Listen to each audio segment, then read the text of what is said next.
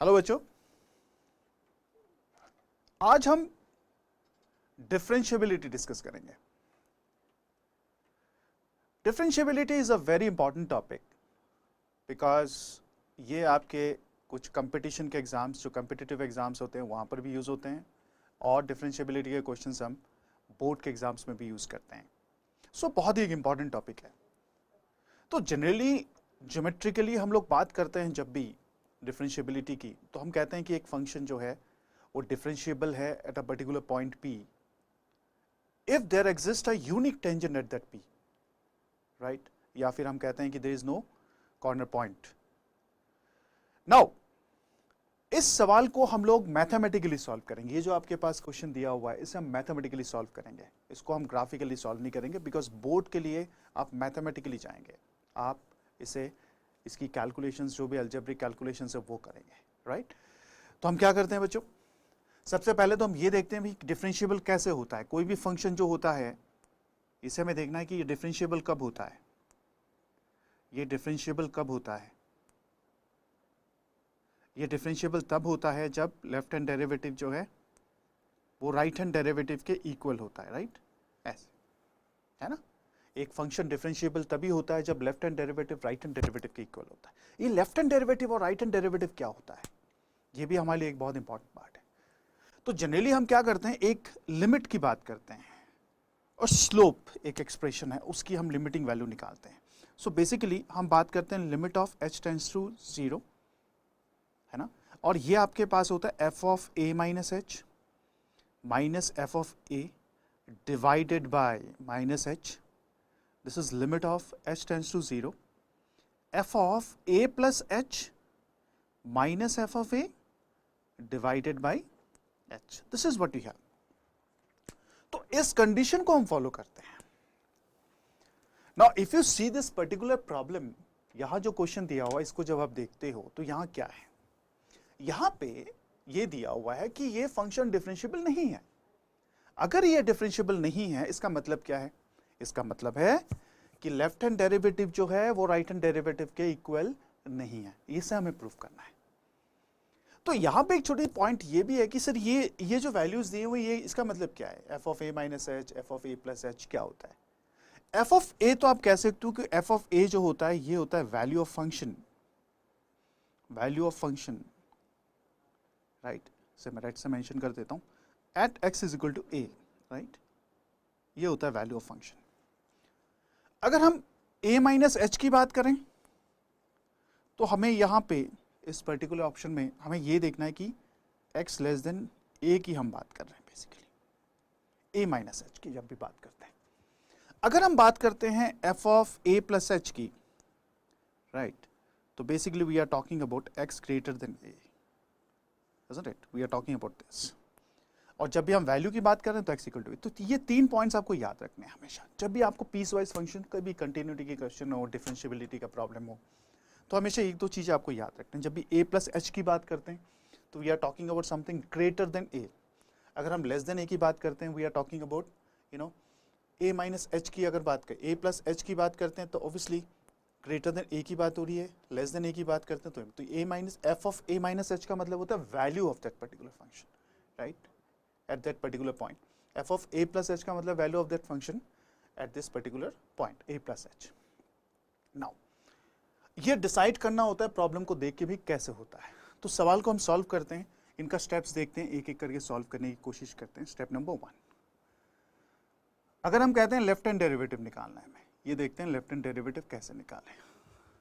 अब left hand derivative की बात करते हैं तो limit of x tends to 2 minus की बात करते हैं, या फिर आप इसे डायरेक्टली फॉर्मूले में लिख लें, कोई इशू नहीं है। h टेंड्स टू 0 लिख लेते हैं बेटा, ठीक है। And we have a is equal to 2 in this case, right? ये लिखते हैं हम लोग। तो ये हो जाएगा f of 2 minus h minus f of 2 whole divided by minus h, right? So 2 minus h, 2 minus h, a minus h, we have to take less than 2, you can see that x minus 1 वाला part. तो यहां पे जो हमारा function दिया हुआ है वो x minus 1 है, लेस देन 2 के लिए। तो what I will write h tends to 0, right, h tends to 0। f of 2 minus h का मतलब क्या होता है बेटा? यहाँ पे आप इसकी वैल्यू डाल देते हो, तो इसका मतलब हुआ 2 + 2 - h - 1, और जो फंक्शनल वैल्यू होती है वो इक्वल टू 2 पे होती है, राइट। तो इसका मतलब इससे अगर ऐसे ले लें हम लोग, ठीक है, तो ये 2 × 2 - 3 करते हैं, डिवाइडेड बाई -h कर देते हैं, ठीक है। आप देख सकते हैं फंक्शनल वैल्यू की बात जब भी हम करते हैं, क्योंकि इक्वल टू साइन के लिए ये एप्लीकेबल है, तो मैंने कहा था ना इक्वल टू के लिए हम कौन सा फंक्शन लेते हैं, ये लेते हैं। तो जहां पर भी इक्वल टू होगा वहां पे वैल्यू ऑफ द फंक्शन के लिए हम उसके करस्पॉन्ड जो भी फंक्शन है उसे कंसिडर करते हैं। Now in this case we have limit of h tends to 0, this is 1 - h, okay, we have -4 - 3, this is again 1 upon -h, so this is cancelled.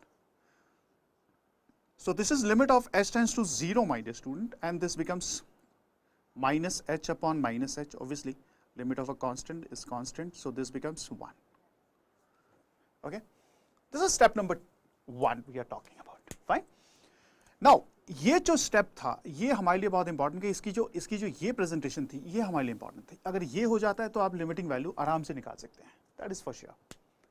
Now the question comes next कि sir step number 2 की आप बात करो तो यहां पे कैसे करते हैं। आप यहां देखें राइट हैंड डेरिवेटिव की हम बात करते हैं, ठीक है ना। सो राइट हैंड डेरिवेटिव में limit of h tends to 0 की बात होती है, right, limit of h tends to 0 की बात होती है बेटा। So limit of h tends to 0 का मतलब हुआ कि आप यहां पे जो लेंगे वो लेंगे राइट हैंड साइड वाली part. So f of 2 + h की बात करते हैं माइनस f ऑफ 2 की बात करते हैं divided by we are talking about h। So you can see this is a very important point. अब इस पॉइंट को नोट कीजिए, यहां पे प्लस की बात हो रही है, तो प्लस की बात हो रही है, तो मैंने आपको एक चीज बताई थी कि प्लस के लिए a प्लस के लिए हम कौन सा वाला ग्रेटर देन वाला ले लेंगे, ग्रेटर देन 2, तो इसका मतलब 2x - 3 को कंसिडर करते हैं। So what we do, we take this to be limit of h tends to 0, ठीक है। तो ये आ जाएगा आपके पास 2 × 2 + h - 3। फंक्शनल वैल्यू दोनों के लिए सेम रहेगा, इसका मतलब यही होगा फंक्शनल वैल्यू f ऑफ 2 जो यहां पे 1 था तो यहां पर भी 1 ही होगा, this is h। Okay, so limit of h tends to 0, आप देख सकते हैं यहां पे this is what we have done the step, this step is very important, placement of the function, this is very important. So we have 4 + 2h - 3 - 1 divided by h. So if you do the calculation, 4 - 3 is 1, 1 - 1 is 0, h is cancelled, we get 2. So my dear students, so you can see here that left hand derivative is never equal to right hand derivative. Okay, this is not, isn't it? ये equal नहीं है by finding the limits. So mathematically हमने ये prove कर दिया कि ये left hand derivative की जो लिमिटिंग वैल्यू है, राइट हैंड डेरिवेटिव की जो लिमिटिंग वैल्यू है, वो दोनों सेम नहीं है।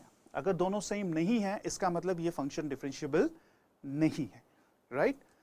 सो I hope you understood this particular concept. You have to concentrate on those few steps, selection of functions. आप फंक्शन सिलेक्ट करने की जो बात होती है पीसवाइज फंक्शन में, उसके लिए आपको देखना है कि कहां पे माइनस वाली पार्ट हो जाएगी, कहां पे प्लस वाली पार्ट। माइनस के लिए हम कैसे लेंगे फंक्शन, और 2 + h के लिए जैसे 2 - के लिए हमने क्या लिया, 2 + के लिए क्या लिया, ये सिलेक्शन आपके लिए इंपॉर्टेंट है, right. So that is a very important point.